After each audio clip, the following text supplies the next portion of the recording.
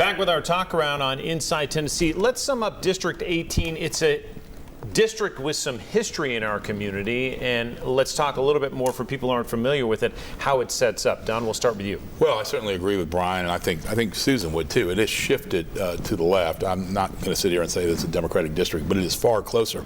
Couple that with Elaine Davis being her own worst enemy while she's been there. She has taken positions that are incendiary, that are against those of her constituents, majority of their constituents, a large majority. You know, she is against women's reproductive rights. She is disenfranchising or attempting to disenfranchise voters, doing things that are just bellwether, going to upset voters of any stripe.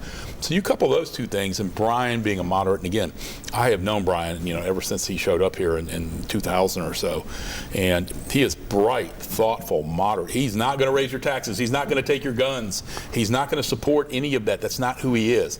He's about solutions, and we need somebody that's about solutions, not rhetoric and incendiary firebombs.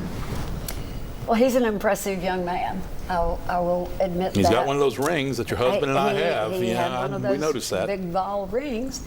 But you've got to remember, this election's in November, and you're going to have Donald Trump on the ballot. And the MAGA folks that support Elaine are going to the polls in record numbers.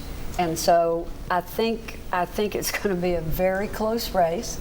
All you said about Elaine, yeah, I mean, I get where you're coming from on that. She may not be in total agreement with her constituency, but these folks like Donald Trump, by and large. But we're talking about 18. And 18 is it's not representative of all of Knox County. I would say the split 2 years ago was 54-46. That's right. And I would imagine it'll be tighter this time. Yeah. Do you agree, Susan, that Dean Hill is a pivotal district? I think Dean Hill it's what he mentioned, and I thought the same thing.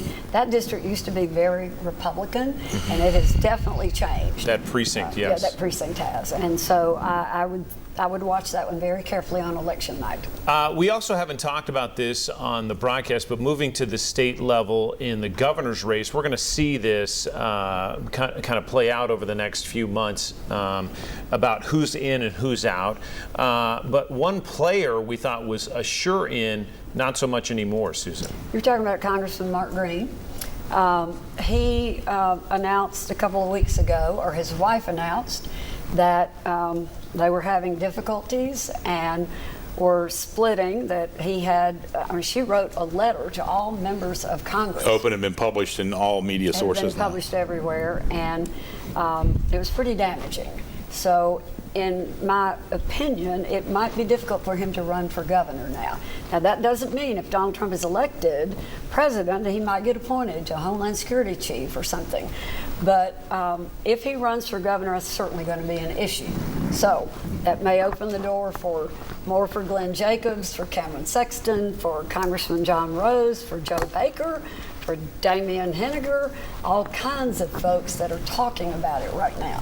And Susan mentioned some names that probably are not familiar to our voters on the Republican side. I think the Democrats are still trying to identify the most viable candidate or candidates to run. But remember when this election started, when Bill Lee first ran, nobody knew who he was either. Right. And he won through an odd set of circumstances. But we certainly know that odd circumstances are sort of the carry of the day now in politics, both state and national. Only about 30 seconds, Don, but you say we got the October surprise in the presidential election in September. Why? Well, obviously with President Biden withdrawing and Vice President Harris in sweeping fashion taking over the nomination and by acclamation of the party, and literally Biden went from 4 points down to Kamala Harris to 3 to 4 points up, still within margins of error, but trending very strongly for Vice President Harris. Susan, last word. Yes, because she had a honeymoon period, and I think we're going to find out. Has it ended? It has certainly declined some. I'm not so sure. Why does she keep going up in the polls? We're going to have to find out who this woman is. She's flip-flopped on every single issue she ever supported before. So we'll find out. Trouble's still alive. They're going to continue the conversation. We'll see you next week on Inside Tennessee.